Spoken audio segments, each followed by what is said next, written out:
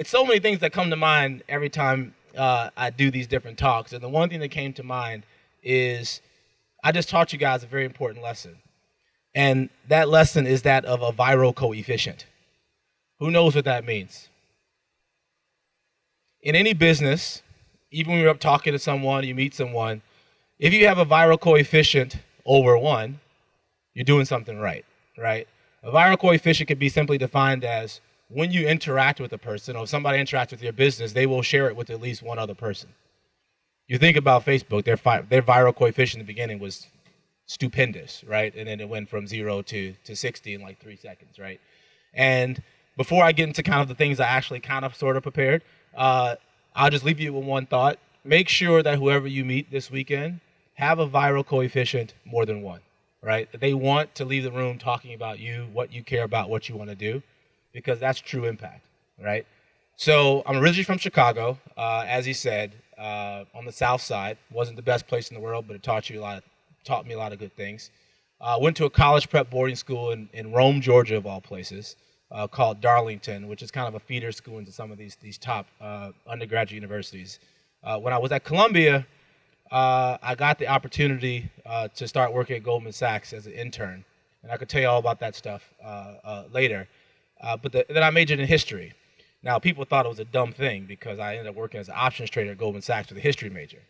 So while the other schmucks was in school, right, studying econ, I was studying U.S. history, specifically in financial services markets in the Great Depression era. So you can imagine graduating in 2003 and what was going on in the world then. I was actually probably 10 times more prepared than everyone else because I understood what happened in that time period. And then what happened subsequent to that is exactly what happened in the Depression era, just not as bad.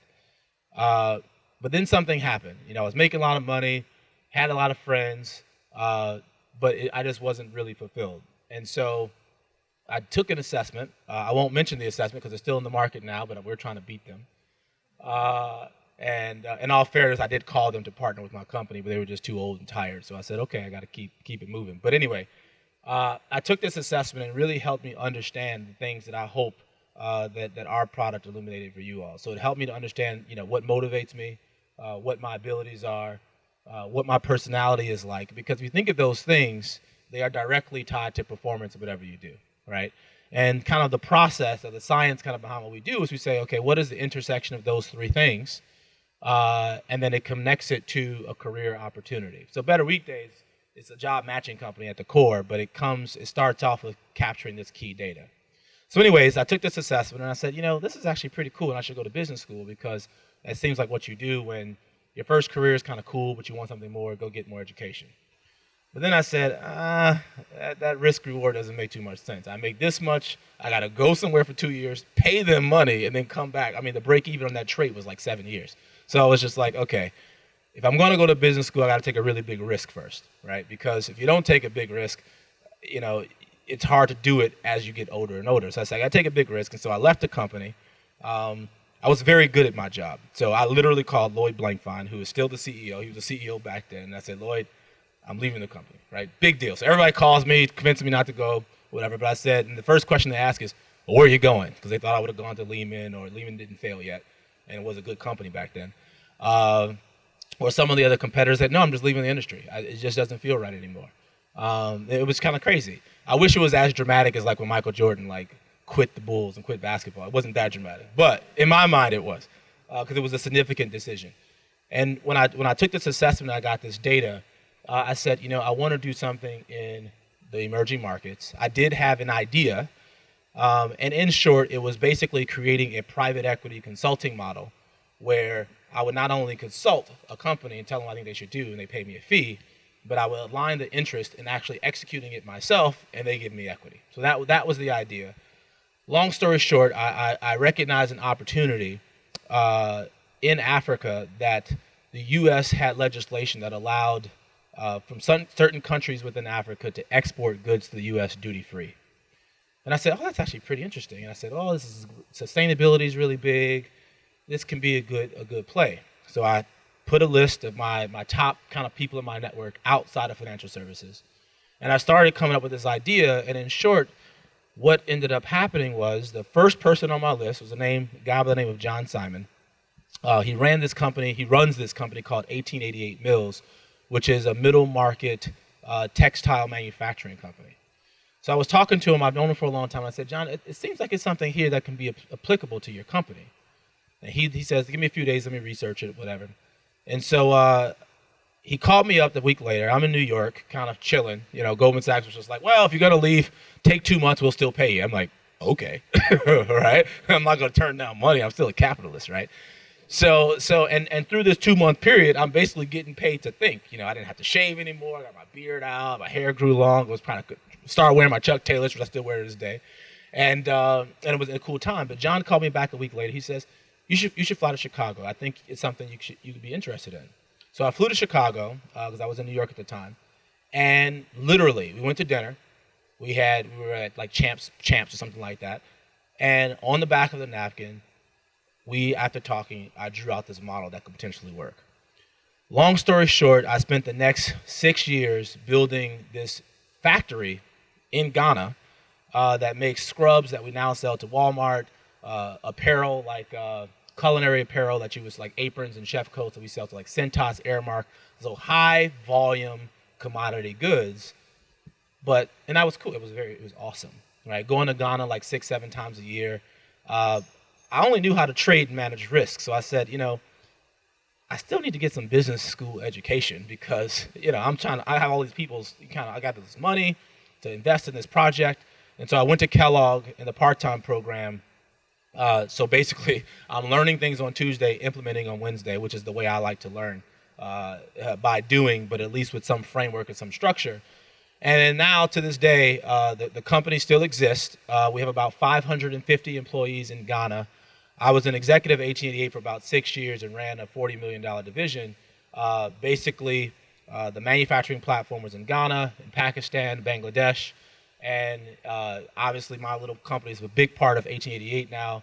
And I graduated from Kellogg at the same year. I turned 30, graduated from Kellogg, executive 1888. I bought a really fast sports car. I'm like, this is great. This is the best life ever. Because it was exactly what I wanted to do. Now, remember, I started this off by saying that I understood those key things that are directly tied to performance in terms of who I am. And in my case, I applied it to an opportunity.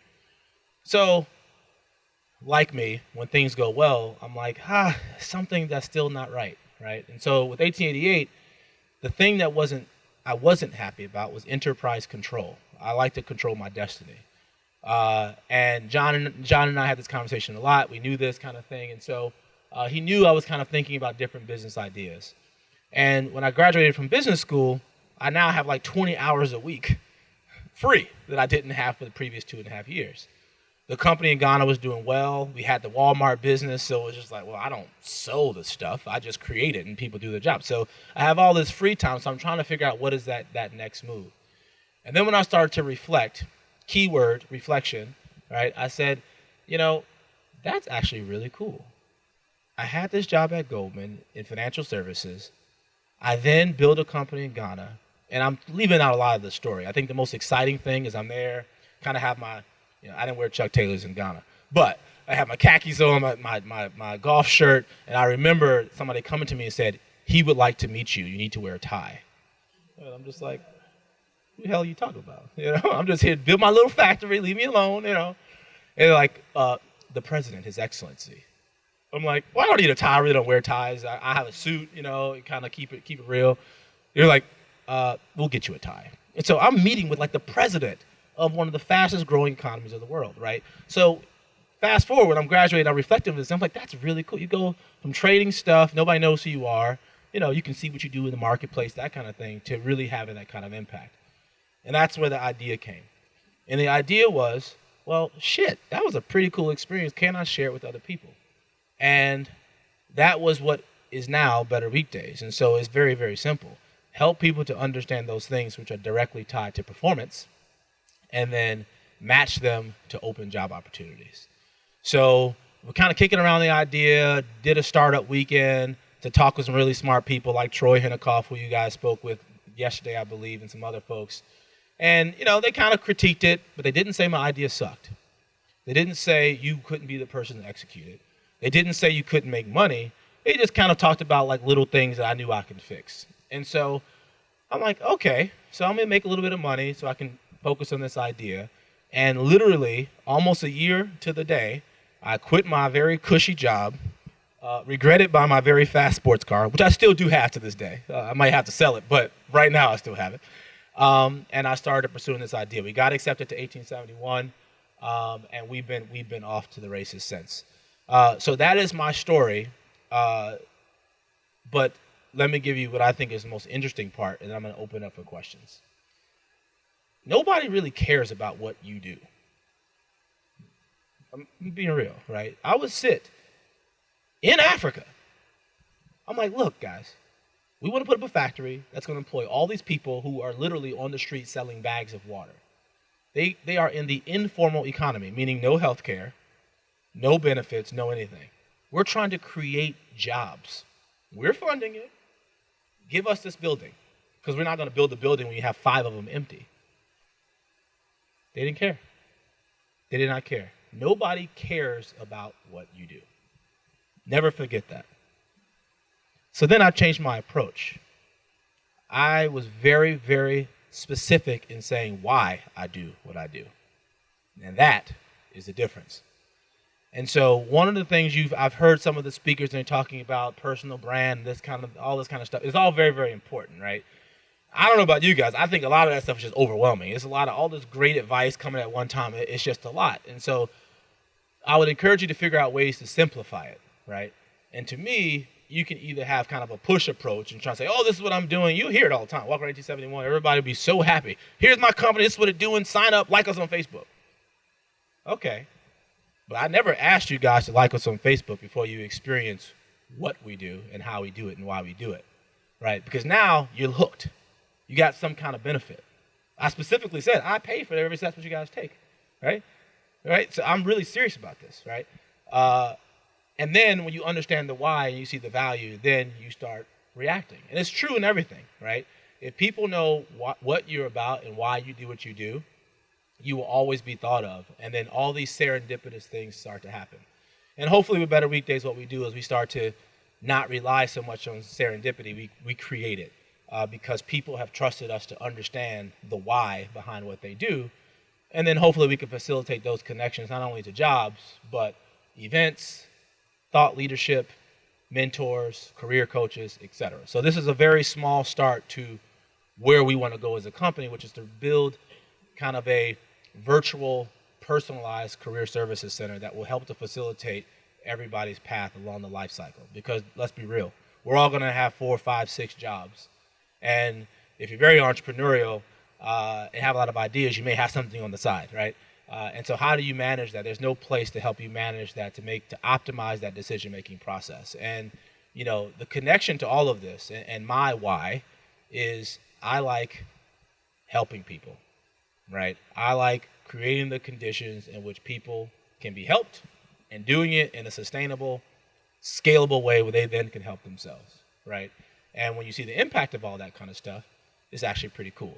So that is my story. You understand my why. You understand what I'm doing. You understand how I got here. So I'm going to open it up. Nothing is off base. I'm a very, very open and transparent person. Anything you want to ask, nothing is too personal to me because it's all about brand.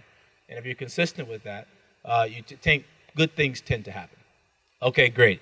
So a couple things. So he asked a question about the real conditions in Bangladesh and Ghana in the textile industry. What textile do you focus on? We did towels and apparel and things like that.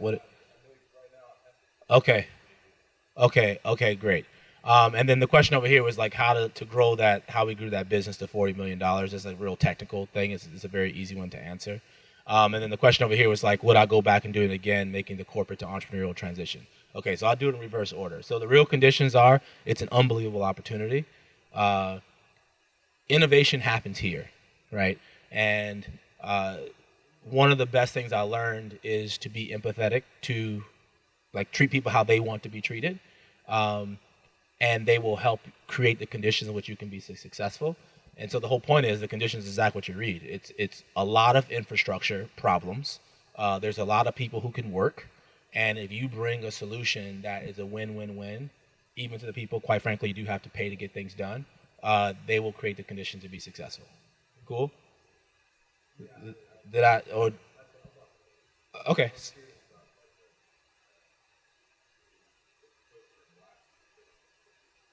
Well, places, that's a big word, right? When you narrow it down. Let me answer a different way.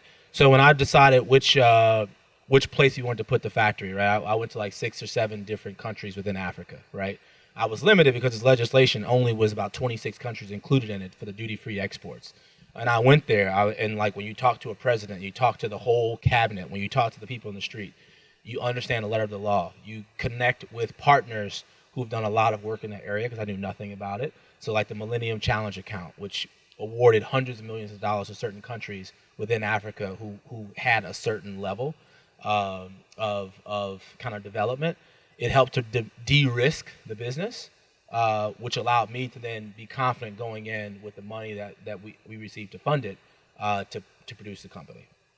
Right. But the whole point is you got to be very specific to detail, and it's very, very different between like Ghana and like Kenya and like Uganda, right, or Tanzania. I inherited part of that division. So part of it was like 20 million bucks. The Ghana facility added a few more million to it, but the business was a global division, and so it was just growing very, very fast. The strategy was very simple: go to the largest customers, because this is a commodity business where you make like 3 cents on everything, right? It was a little bit more than that. But the point is, you got to have a lot of volume. And so for the products that we could make with the core competency of the people on the ground and what we can train them for very quickly, you go to Walmart. Walmart breaks you. You have to be comfortable with the complexity. But it was the Ghana business was as successful as the global company that supported it, because there's a lot of complexity in that supply chain management and that kind of stuff that was very important. On the question over here about the transition from corporate to entrepreneurship and would I do it again? Look, I'm a black kid from the south side of Chicago. Credibility is important, right? So I'm like, where's the hardest place I can work where if I walk into a room, independent of race or whatever, they will not question my intelligence? That was one. Number two was like, where can I go where I can control my future? I was an athlete. I still am sort of an athlete. I got my entrepreneurship 20, but so get your manager expectations, right? But it's like where can I go to that when I left, I can leverage that and springboard to any kind of job that I want. So my strategy was I was very clear on why I made that decision and what I will be afforded, right? So now I have a lot of rich friends with Ferraris, and I have to convince them not to invest in that stuff and invest in things like Better Weekdays.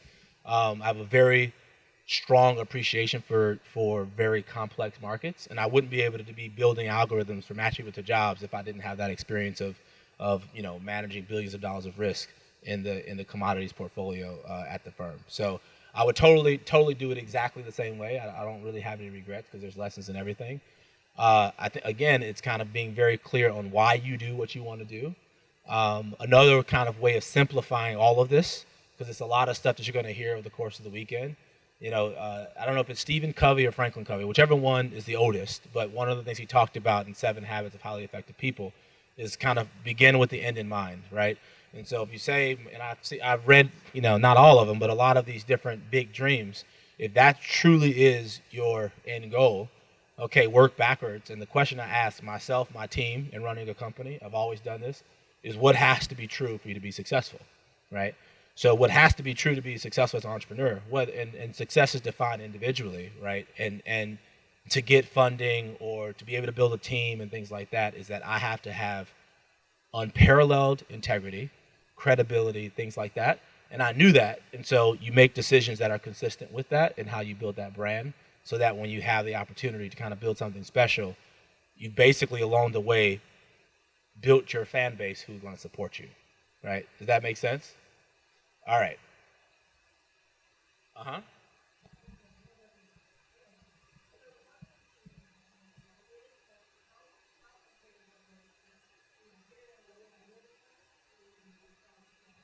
Okay.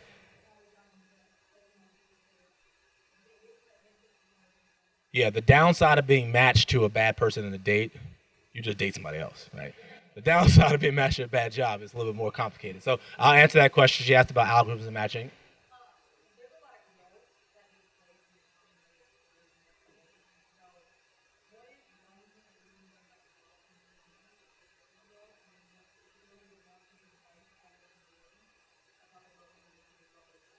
Whoa. Okay, I won't take any more. That's good. Okay, so the first one was about like the algorithms and matching and things like that. So this is actually a very important lesson, you guys. I spent a lot of time to tell you something I could tell you in like 2 minutes, right? So I can bet anybody with a very simple algorithm that is built in my head right now that I will beat you betting on football games any season, any time period, anywhere, right? And the question is why? And the answer is very, very simple. Because you can have a team of experts every Sunday that say who's going to win the game, or Monday, whatever it is, right? And one stat is more true than any complex algorithm, and is the home team wins 60% of the time, right? So you can have any Hall of Famer football player on these different talk shows on Sunday morning about who's going to win the game in the afternoon, and 60% of the time with a very simple algorithm that the home team wins, you'll do okay, right? And so the point is, to your question, is that it's not that complex, right? And it actually, I can relate it to dating in a very simple way. And this is very personal. Everybody can disagree or agree, but this is what I do, and we'll see how it works out for me. But to me, there's no such thing as like the eighth most important thing, right? If it's number 8, it ain't that damn important, right? So what are like the key important things, and just stay focused on that, right? So in relationships, are her values aligned to mine? Is she fun? Does she commit herself to personal growth? Does she appreciate my own path and want to add and contribute to my vision? If those 4, that's my personal dating algorithm. And it's very easy. I can go into a club, meet some model girl. I'm like, you're cool. Go through my algorithm. Nope. And move on. Right? It's like, I mean, and you have to do this in life because it gets more complicated as you make decisions, right? So the point is that what is that simple rubric, in your mind, right, that you can go through? So the point is, even in job matching, let's go back to what you all just took. What motivates you? Because if you have the skill set to be a trader in Goldman Sachs, you're not motivated by that opportunity, you won't do well. What's your skills, right? If you're not a nuclear physicist, you probably don't want to have a job building bombs, right? And what's your personality? If your personality is not conducive to the environment in which you have to perform, you're not going to do well. So in our algorithm, it's very obvious. We take those things, the intersection of those things, and we combine it to a competency model that's attached to what needs to be good in certain jobs, company culture, etc. Cool? Not key. No, you just went through the assessment. It's not keywords. It's a career intelligent algorithm, right? You answer 500 questions. It's built in a way where you can't game it, right? And so, you do keywords if you have like resumes and things like that. She asked if it was keyword matching. We try to get beyond the resume to things that actually matter to you, and that's why we say bring who you are to what you do. Cool? And if you want to work with us, you seem very interested, just talk to me after. We're always hiring. The question about the advice, the most important advice in the 20s, I think it's the most important advice of all time, personally. I didn't come up with it. I don't know where I got it, but, it's the age of the digital age. So everybody just copies and whatever. So I'm plagiarizing. I just know who from. But the advice that I've always gotten, and I've always tried to stay true to it, if you are genuine and you are prepared, you will be successful. It's really that simple, right? And everything you probably heard this weekend can be pretty much, here's another way you can kind of make decisions, right? You can pretty much put under that umbrella, right? And it's really that simple, because if people feel that you're being authentic and real with them, and you prepare for that conversation, right? So I'd be a perfect Goldman Sachs example, right? People always say, how the hell at 20 years old did you meet Lloyd Blankfein, right? I'm like, first of all, he's just a guy, right? But it was a method to my madness. It's no different from being in the consulting firm, right? Which is, I talked to the summer analyst, asked him or her questions that I wanted to know. Then I went to the first-year analyst on the desk, asked him a modified version of the question using the information I got from the first guy.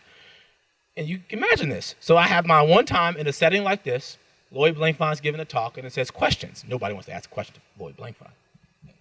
Youngest guy in the room. Hand goes up. I will never forget this. Gary Cohn, who's the number 2 guy at the firm, was also in this panel. And my question was, I said, this is a pretty large firm. What are the red flags in how you manage your risk where you know where to put your attention to?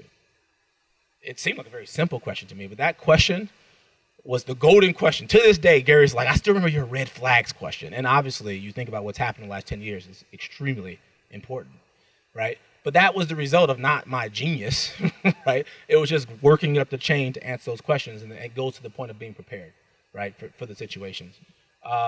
If I was to add a third point to that, which I think is something that I learned recently because empathy is my weakness, think about it, right? I'm a trader at Goldman Sachs, right? Like, and I'll never forget this bright-eyed person comes to the desk. I had lost like $1 million, and it's like 2 o'clock. The market's not closed. I'm trying to manage this risk. I'm trying to figure out how I'm gonna tell my boss I lost $1 million. And they're looking at me. So, what are you thinking right now? And it's what I call the ice grill. So I look at them and I'm like, can you give me some coffee? Black.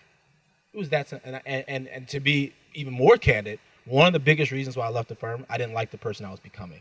I was becoming an asshole, right? And I was like, oh, my mom didn't raise no asshole. I got to make a better decision, and use the money that I made and invest in something that I think could be more impactful. So the first two is be genuine and be prepared, and then the last one is really be empathetic. And it's very true in everything. You know, everything you see and how we created our product at Better Weekdays, everything that we will create, hopefully if we're around, it's all because of people like you who give me feedback. You'll get emails from me. You probably got an email from me last night, right? I know I sent one out. I don't know if you guys opened it yet.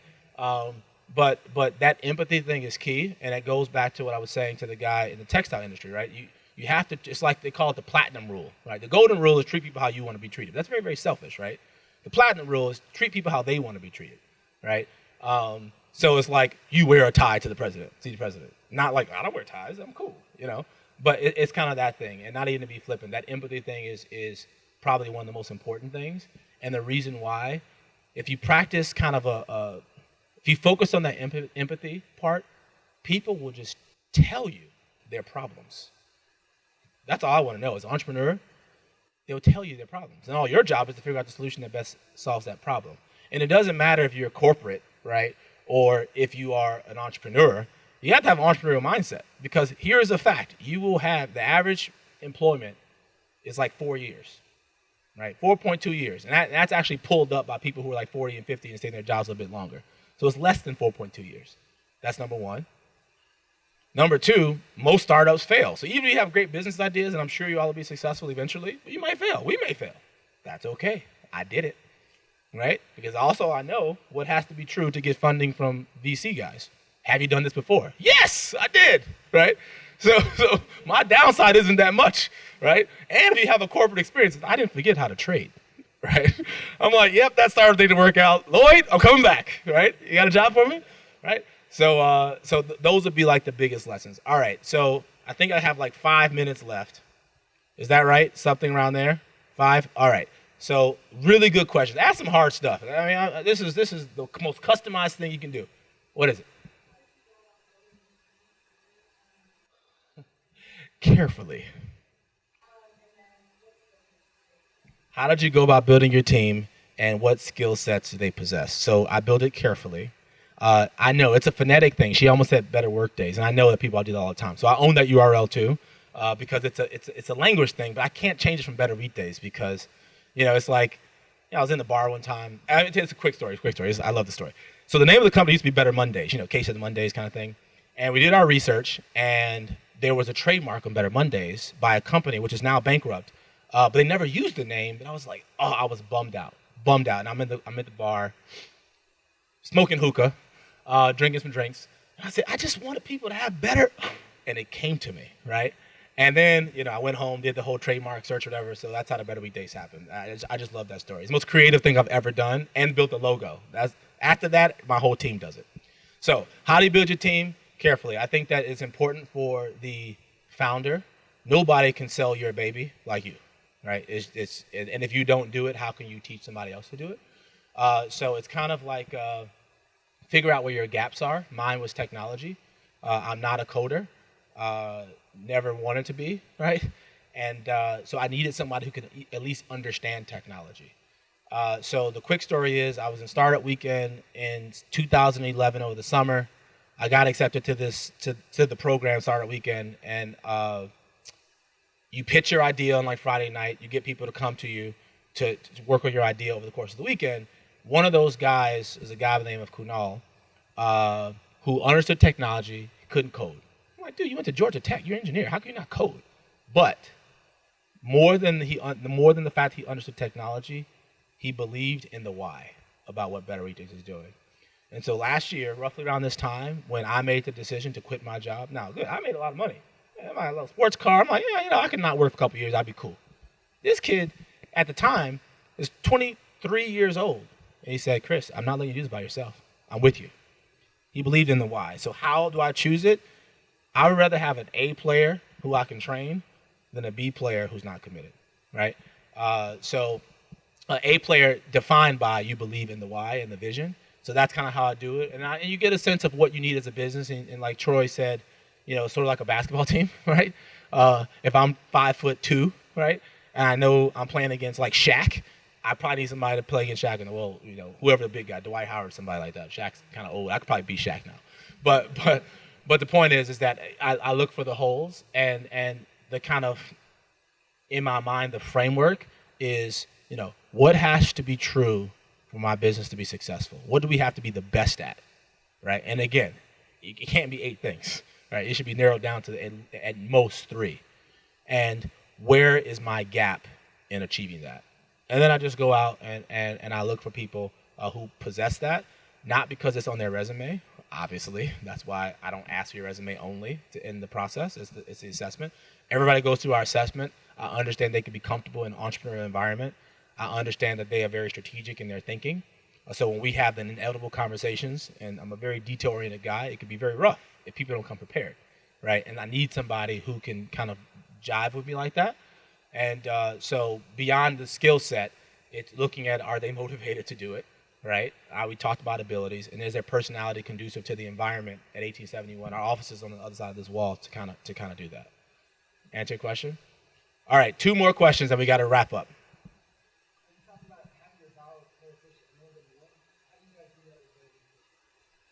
I just showed you. So 1 to many. So I call up Tim. Actually, somebody 1870. Oh, it's actually another good story, right? This is the second to last question, and I'll make it a quick story. So the person who Tim was speaking with at 1871 knows us because I used to sit at the front table every single day and met every single person who came in here, right? So I'm already creating my viral coefficient more than 1. You walk in the door of 1871, you will see me and number 1, right? So Tim communicates with Christy. Christy knows the why about what Better Days does. And she said, this group succeeds faster. This may be a good partnership opportunity, right? Tim and I, our longest conversation was like in the last week, right? Because it was very easy. I knew his why, he knew our why, so things happen, right? So Tim, one connection connects me to 91 people, right? The viral coefficient more than 1, right? All of you guys took our assessment. All of you guys, most of you guys, have liked our Facebook page, right? You just reminded me of something. I will give someone $200 and my mentorship, which I think is pretty cool, for who can get the most of their friends to like our Facebook page over the next week. You all get an email, so I have your email addresses, right? And you have to send me a screenshot like Facebook does. It says, how many of your friends like Facebook, right? And you will get a $200 value prize. It's 2 places, first and second place. I don't know what the second prize is going to be, but it's all about value, and it won't just be money. It'll be about value. I'll care about value, right? So, another example. I just presented something, which is true. This is not a joke. I'm dead serious, right? Of a viral coefficient that could be more than 1. So from one connection, 1871, the person who Tim talked to, I now have access to probably roughly, the math works out to about 2,000 people, right? And so that's the kind of stuff we do in our company. It gets more complicated when you think about how you optimize your website for certain things and share features and things like that. But it goes back to the advice. If you are genuine and you are prepared and you are empathetic, people will want you to be successful, right? If we fail, it ain't gonna be because we're stupid, right? We're gonna fail because if we fail, it's gonna be because we don't execute well or because somebody outcompetes us, something like that. And hopefully that won't happen, right? But did that answer your question about the viral coefficient? All right, last question. Whew, the general or lieutenant colonel. You're general to me right now. When a guy in a uniform like that's like, hey, question for you. You're like, whatever you want. What keeps me up at night? I don't like to fail. Even though there's value in failure and things like that, I don't like to fail. And specifically, this is actually going to answer a few other questions you probably have. In entrepreneurship and anything in life, you have an idea, right? And you have to have a process to validate that idea is actually an opportunity. And it's a whole process you go about, that entrepreneurial process. Troy talked about it yesterday, that helps to validate it being an opportunity.